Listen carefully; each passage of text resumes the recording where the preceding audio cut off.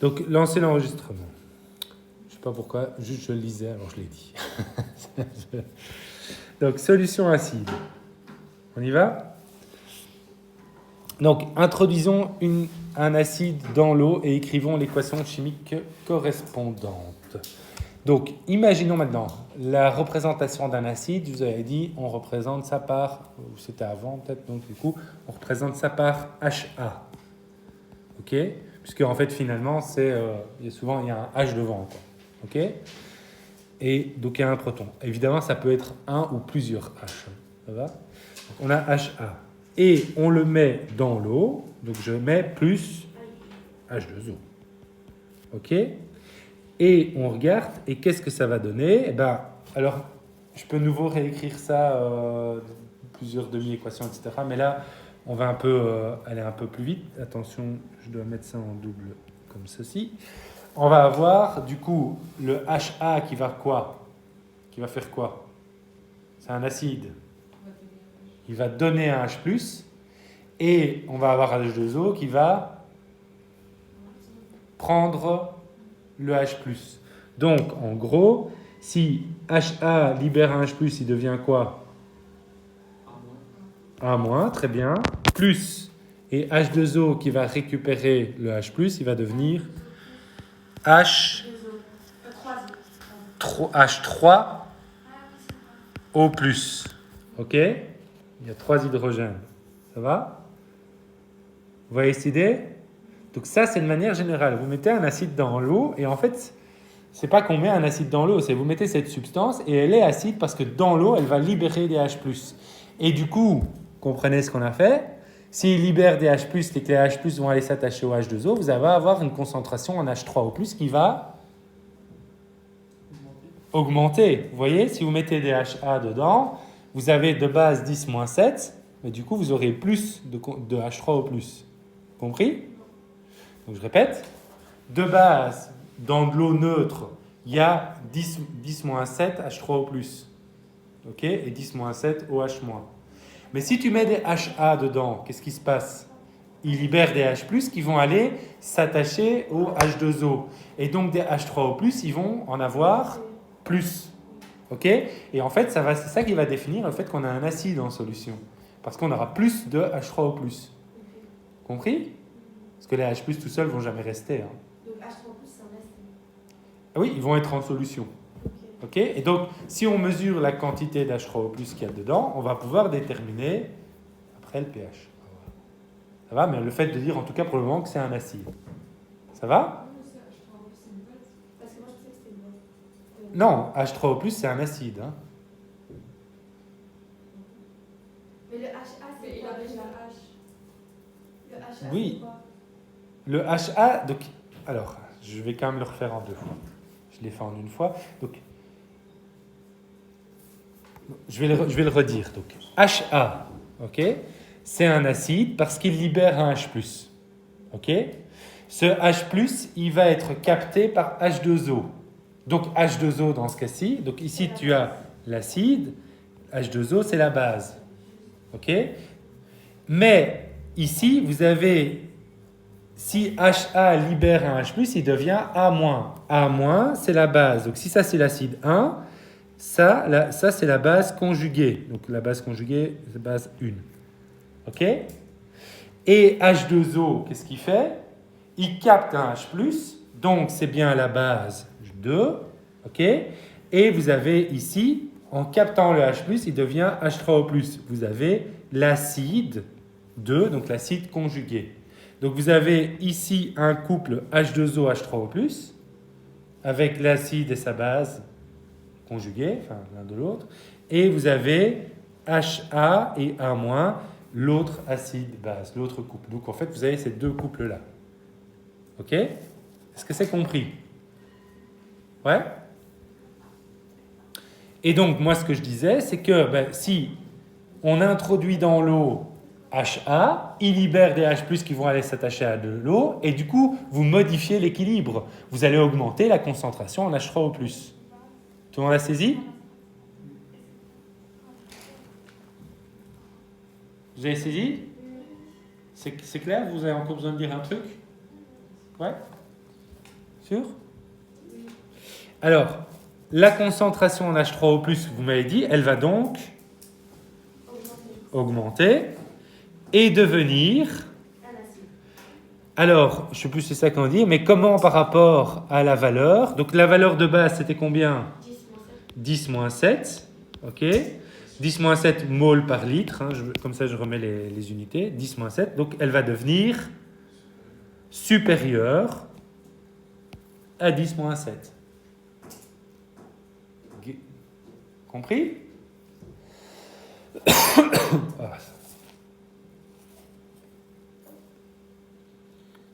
Une solution est donc acide si la concentration en H3O+, elle est comment?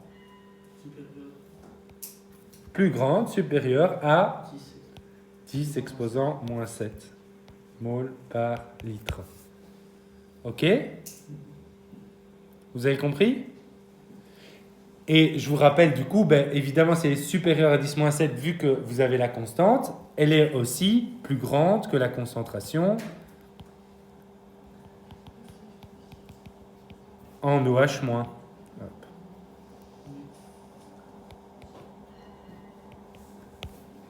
Vous avez saisi?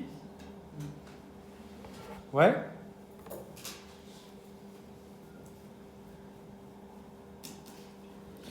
Alors, solution basique maintenant, on va voir. Vous devriez pouvoir faire plus facilement le raisonnement maintenant, tout seul. Si on a introduit une base dans l'eau, on va écrire l'équation. Donc, qu'est-ce que je vais mettre? C'est quoi le symbole de la base? On avait mis, c'était... Je vais revenir parce que c'était loin, mais... Bon, je ne vais pas revenir, je vais vous le dire parce que c'est un peu embêtant. Donc, la base, on avait mis le symbole de B, pour base. OK. Principe de la base, si on la met dans l'eau, qu'est-ce qui va se passer? Hop. La base, qu'est-ce qu'elle fait? Elle va prendre un H+, donc elle va devenir... Si elle prend un H+, elle va devenir HB+, et elle prend le H+, de quoi, évidemment? De l'eau, ok? Donc H2O, il va devenir... juste inverser, OH-. Ok? Quoi? Oui, parce que c'est pas dans l'ordre. Alors, c'est pas grave la première fois quand tu le sais pas, mais je vous le dis plein de fois, c'est chaque fois OH-, vous faites attention, quoi. Ça va? OH- plus H+, ça donne H2O et pas OH2, ça va? Je le redis comme ça, vous le savez, mais vous le retenez, quoi. Parce que vous savez que c'est H2O et OH-. Ça marche? Et donc maintenant, vous pouvez tout me dire. Hein. Si on regarde en dessous, qu'est-ce qui va se passer du coup? La concentration OH-, qu'est-ce qu'elle va faire? La concentration en OH-, elle ne diminue pas. Hein. Regardez, vous faites... Elle augmente dans ce cas-ci. Ok? La concentration en OH-, elle augmente puisqu'on rajoute des OH- en mettant la base dedans. Ça va? En pompant des H+, comme ça, on crée plus de OH-. Ça va? Ça va donc devenir, qu'est-ce qu'on avait dit, comme là tout à l'heure, plus grand, plus petit que 10-7. Voilà. Supérieur à 10-7. Toujours mol par litre. OK. Une solution est donc basique si la concentration en OH- est, on l'a dit, supérieur à 10-7 mol par litre. Ok. Et donc aussi la concentration en OH- est voilà, supérieure à H3O+. Vous avez pigé le truc? Et ça, tout ça on peut dire parce qu'on sait que le produit des deux vaut 10-14. Ok? Alors, petit test pour voir si c'est toujours ok. J'attends une petite seconde que vous ayez fini de noter, mais si c'est bon, vous me dites. Je peux... C'est quoi H3O+? C'est quoi la question? Mais parce que dans l'eau, on est dans l'eau, il y a une concentration dans l'eau égale de OH- et d'H3O+, 10-7, quand l'eau est pure, neutre. Ok? Dès que tu rajoutes un acide dedans, il libère des H+, qui vont aller se lier au H2O, et du coup, vous aurez plus d'H3O+. C'est donc un acide. Tu vois? La solution est acide. Si par contre, tu mets une base dedans, elle va capter des H+, à l'H2O, à l'eau, et donc du coup, tu auras plus de OH-. Oui? C'est compris? Pourquoi? Parce qu'on est dans l'équation, on va toujours mettre H3 plus OH-. Oui? Parce qu'on est dans l'eau, parce qu'on est en solution. Ça marche? Et ces pH, on va pouvoir les déterminer en solution. Ça marche? Alors, je continue. Où j'étais? Oui, conclusion. Alors, on va voir maintenant si vous avez bien saisi, pour bien vérifier. La connaissance de la valeur de H3O+ d'une solution permet donc de déterminer si elle est neutre, acide ou basique. Si elle est neutre, elle vaut combien? On a dit 10-7. Si elle est plus grande que 10-7, c'est... Oui, donc si elle est plus grande que 10-7, c'est quoi? Un acide ou une base? Un acide. Si elle est inférieure à 10-7, c'est une base. Donc, voyons ici. Si H3O+ est égal à 10-7, c'est neutre. Supérieur, acide. Inférieur, basique. Et vous pouvez faire le même raisonnement avec OH-. Ok? Vous faites avec OH-, vous allez avoir le même raisonnement. Ça va? Enfin, le même raisonnement. Si c'est supérieur en OH-, ok? Donc, faisons-le. Hein. Concentration en OH- est égale à 10-7, ce sera neutre. Alors, acide, qu'est-ce qu'il faudra comme concentration en OH-?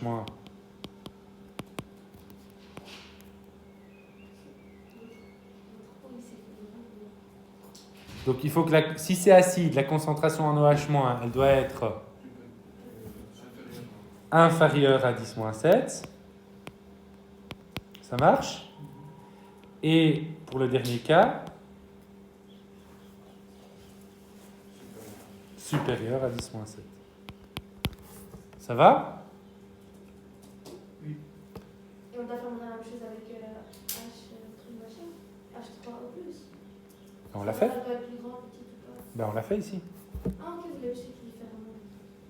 Ça va? Là, j'ai pris, hein, donc ici, on garde la même valeur. Donc, tu vois, ça ici, c'est neutre, acide et base. Hein. Ça va?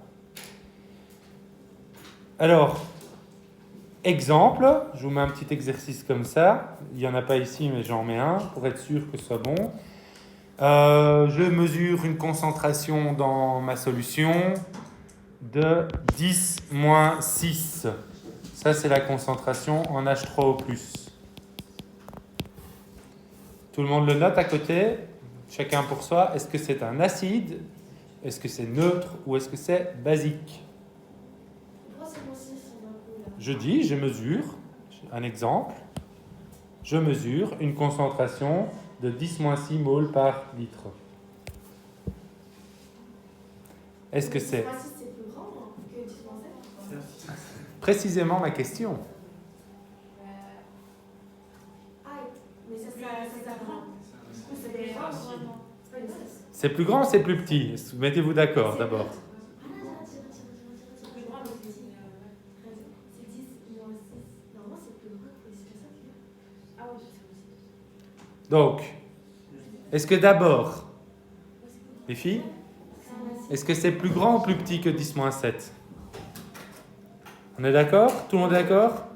10-6 est évidemment plus grand, donc faites attention, il y a le 6, mais c'est 10 exposant moins 6, c'est 0,000, c'est plus grand, donc il y a 6 zéros, que 10-7 où il y a 7 zéros. Enfin, 7 chiffres après la virgule. Ça va? Donc ça veut dire qu'il y a plus de H3O+, donc acide. Ok? 10-2, donc concentration en H3O+, chaque fois mol par litre, hein, j'écris pas tout. Ce sera quoi? un acide. 10 moins 11, une base. Et j'en fais encore un autre. Cette fois-ci, je vous dis une concentration en OH- qui est de 3 fois 10 exposant moins 2.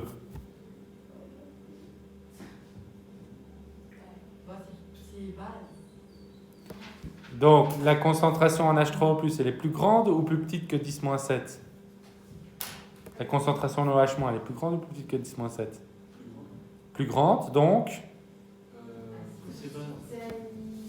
c'est une base. Il y a beaucoup d'OH-, c'est donc une base.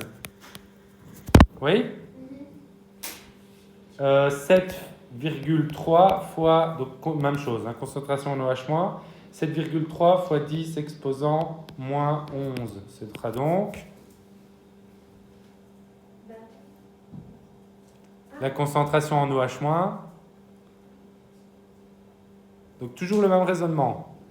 Elle est plus grande ou plus petite que 10-7? Ben 10-11, c'est plus petit, hein?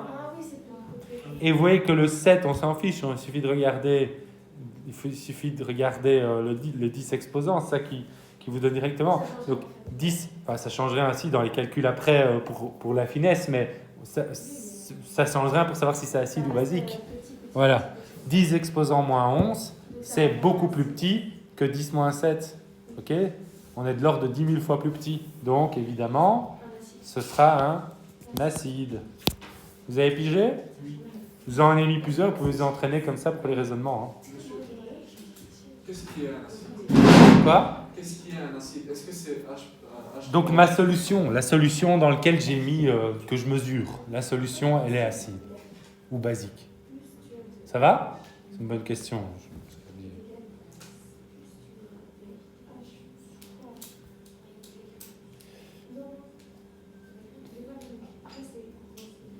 Autre petite question que je vous pose rapidos pour voir. Après, on en refera, mais regardez ici.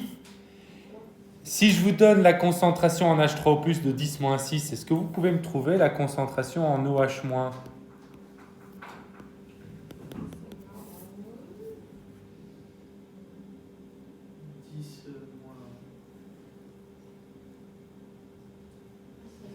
8. Voilà. Pourquoi? Les autres ont trouvé ça aussi? Non, je sais pas, je sais pas comment elle a fait. Comment t'as fait? Parce que normalement ça doit être 10-7 plus 10-7. Et alors, ouais, donc c'est surtout que KW, c'est le produit de la concentration en H3O+, et OH-. On est d'accord? Donc si, et vous savez que KW, c'est 10-14. Ouais?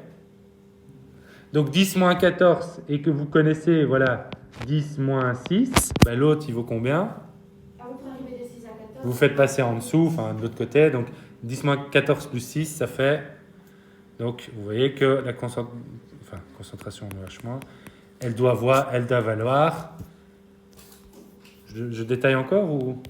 Donc concentration en OH-, désolé, hein, parfois il se modifie automatiquement, c'est égal à 10-14 sur 10-6.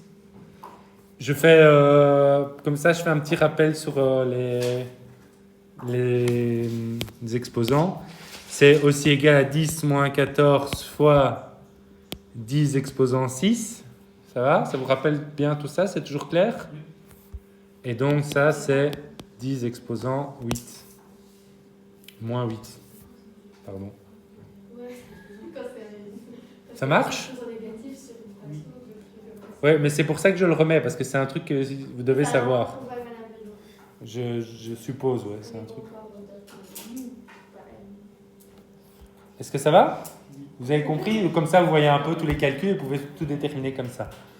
Alors, du coup, j'enchaîne avec le pH.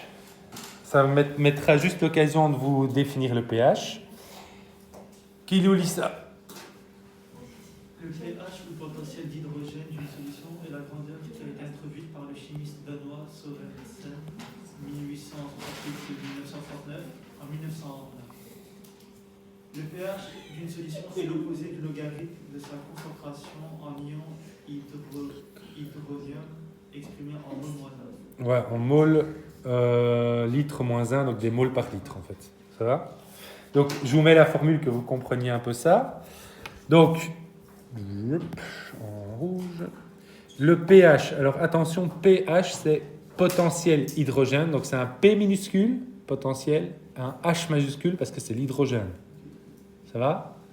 Potentiel hydrogène, c'est égal à moins, c'est l'opposé, le logarithme de la concentration en H3O+. C'est logarithmate, genre. Le logarithme, c'est une fonction très importante, oui. C'est pour ça qu'on vous force à la connaître, parce que elle est dans... Vous faites n'importe quel type d'études. Vous allez faire des études de marketing, il y a plein de fonctions logarithmiques partout. Dès que vous étudiez un peu des trucs statistiques avec des grosses valeurs, des choses comme ça, il y a plein de fonctions exponentielles et leur inverse. OK ? Et de toute façon, quand on le fera ensemble, ça vous donnera l'occasion de vous montrer que justement, il ne faut pas en avoir peur. Ce n'est pas si compliqué que ça. Vous n'en avez pas peur? On n'en a pas retiré des très bons résultats, des très bons souvenirs. On va 4 mois, on va y Mais c'est hyper important comme 4 fonction. mois, même en 4 mois, On a 4 mois sur le logarithme. vous me donnez. Eh ben, Ça fait 6 mois. je vais essayer de vous expliquer ça et vous me direz si vous avez compris. Ça veut dire que la fois prochaine où je vous vois, même s'il y a un terreau, non, vous aurez pas, si vous aurez un terreau quand même la fois prochaine où je vous vois, même s'il y a un terreau, vous avez vu toutes les vidéos. Donc vous regardez pas les vidéos à l'arrache, vous les voyez quand je les fais. Ça va? Ce sera une petite vidéo parce que je ferai sans doute 1 heure ou 1 heure de cours. Il y aura une petite vidéo, mais regardez-la pour que je puisse avoir l'explication. Ça va? Pour enchaîner tout de suite. Oui, oui? Ah mais non, en plus je suis bête, on se voit encore demain, donc on va encore avancer là-dessus.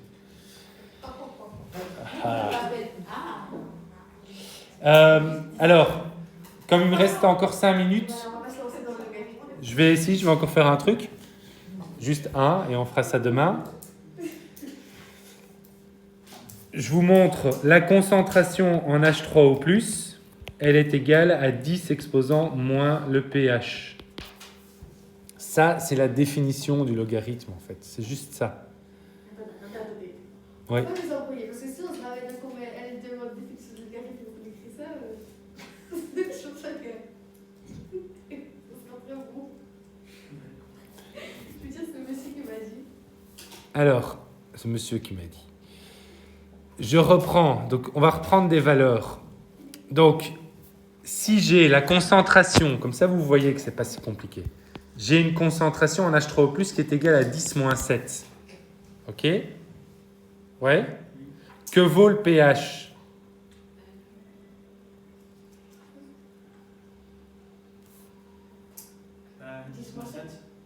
Non. Moins 10, moins 7.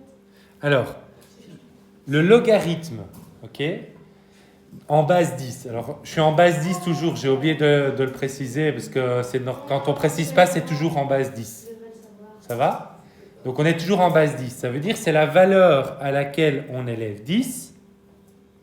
Donc, si j'ai 10 exposant moins 7, la valeur à laquelle on élève 10, c'est moins 7. Et comme j'ai un moins devant, moins 7, ça devient plus 7. C'est juste ça. OK? Donc, le pH, ici, donc si ma concentration, mon pH, il vaut 7. Comprenez? Si j'ai 10 exposant moins 8, ce sera quoi, le pH? 8. 10 moins 9, 9. 10 moins 3, 3. Oui, c'est tout simple. OK? Et c'est parce que le logarithme, c'est l'inverse de la fonction exponentielle. Et c'est un moins, en effet. C'est parce que c'est un moins. C'est défini comme moins le logarithme. C'est la fonction opposée au logarithme. Ça va? Vous avez compris? Tout simple à utiliser. Alors là, pour le moment, j'ai mis que des 10 exposant 7. Maintenant, après, je pourrais avoir 7,2 fois 10 exposant 7. Mais s'il y a 7,2 fois 10 exposant 7, tu sais que tu vas être autour Enfin, 10 exposant moins 7. Donc, tu sais que tu vas être autour de 7. Tu vois? Vous avez expliqué ça. Mais on fera à l'aise, mais après, à la calculatrice. Calculatrice, tu fais ton calcul. Tu vois? On va le voir après à des exercices, on va voir un peu les valeurs extrêmes. Ça marche? Il y a un peu des trucs ici. Ça va nous donner l'occasion. Et comme ça, on fait une pause là-dessus, vous digérez et on reprend la fois prochaine.